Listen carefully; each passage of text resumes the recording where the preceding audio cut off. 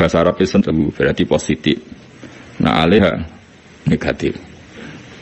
Kadang-kadang ya seperti itu memang bahasa Arab. Mulanya ono ayat mu simpel laha maka sabat wa alaiha maktasabat. Jadi laha karena takdiannya pakai li.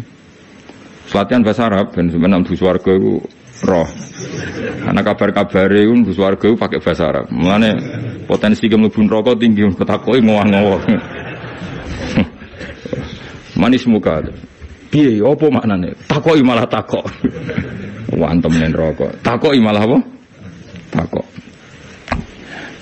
Nek kula susah ana kaul darani malaikat mungkar nakir nek kok nganggo bahasa Arab. Dadi nek sing ra iso bahasa Arab iku potensine loro. Di sepuro, mergo wong goblok iku kudune di sepuro. Nomor loro malah tersinggung malaikat. Perkarane ditakok yo ora paham. Gak roh, karena akhirnya jelas gak KTP Indonesia, jadi gak ngarah iso bahasa apa Indonesia, jadi kemungkinannya bahasa apa bahasa Arab. Ya tak terang no.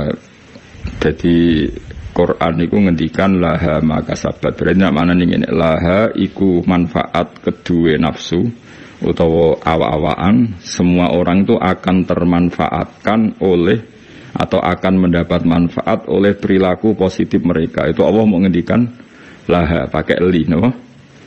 Terus wa alaiha lan marat kayak guna mana nih melarat mana nih, dan orang akan menanggung beban karena perilaku buruk yang dilakukan. Ini bahasa Arabnya mau nopo laha maka sabat wa alaiha maka sabat. Makanya kalau dalam bahasa Arab saya kok ngutangi orang, ngutangi itu memberi utangan ke orang lain.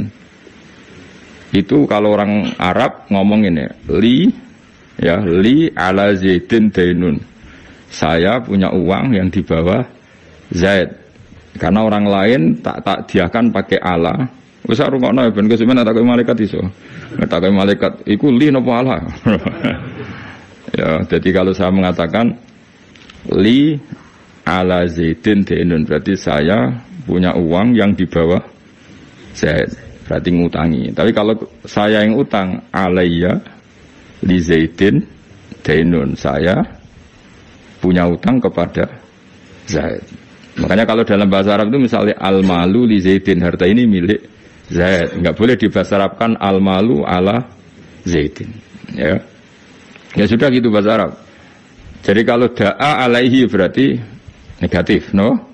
Tapi kalau da'a lahu positif. Jadi pokoknya apa? Laha makasabat wa 'alaiha maktasabat. Sehingga di bahasa Arab itu Allah selalu pakai li dalam menunjukkan otoritasnya. Misalnya lillahi mulkus samawati wal ard. Allah punya otoritas mengendalikan langit dan bumi. Enggak boleh diredaksikan ala wahi mulkus samawati wal ard. Enggak boleh seperti itu.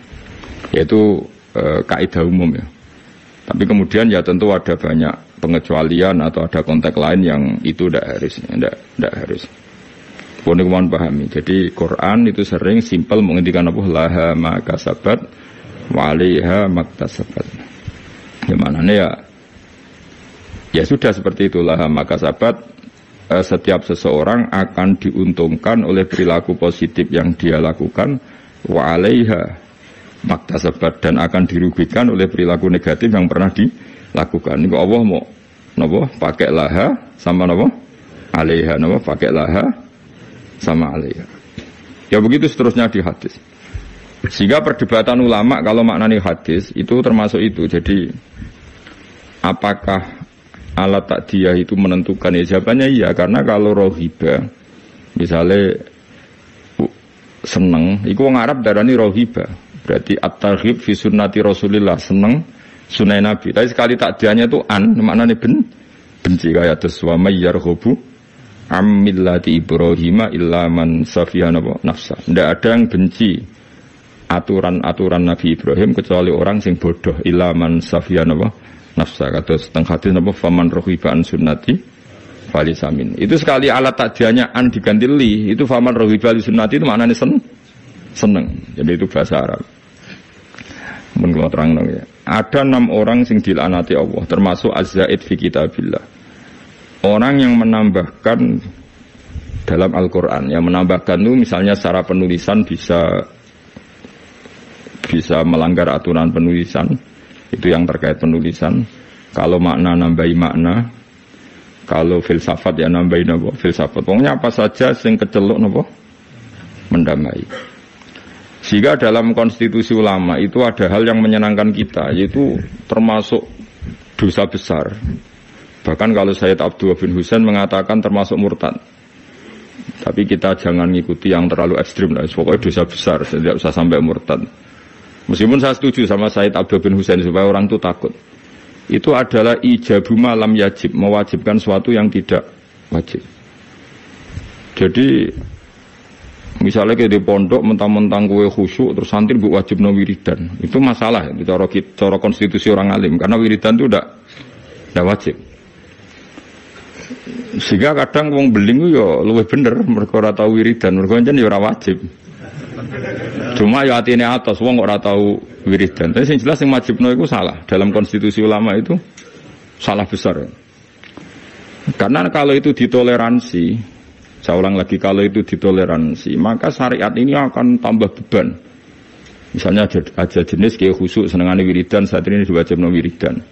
Nah, kiai nengkek, santri ini wajib setrikanan kelambine. Kok isin di santri apa? Gak modis. Agak stylish lah, isin. Lah sing repot ketemu kiai zuhud, isin nanti santri ketok najis, senengane sing ketok dosa, ketok zuhud, terus ketok kiri, senajan itu ya kiri tenan, tapi wah, kan repot. Karena nanti setiap orang akan mewajibkan sesuai selera. Maka termasuk kriminal besar dalam konstitusi ilmu itu ijabu malam yajib, mewajibkan sesuatu yang tidak wajib, karena nanti syariat ini akan kebebanan. Misalnya kok mendingin, semua aku wajib paham. Wah itu bahaya betul. Selain orang arah kan berat. Ya wis paham ora wajib, wis pokoknya ora wajib. Ya saya ulang lagi ya, termasuk kriminal besar dalam konstitusi ilmu itu ijabuma lam yajib, mewajibkan sesuatu yang tidak wajib. Itu bahaya dalam Islam, karena nanti Islam itu berat. Makanya tradisinya ulama-ulama top dunia itu, kalau jamaah, saya mulai kecil di Mbah Mun, ya, padahal ngimami Mbah Mun, separuh santri ya bubar, ngimami Mbah Mun, gak wiridan. Ya karena ya tadi, kiai ini rawani ngloroi, wong ora wajib.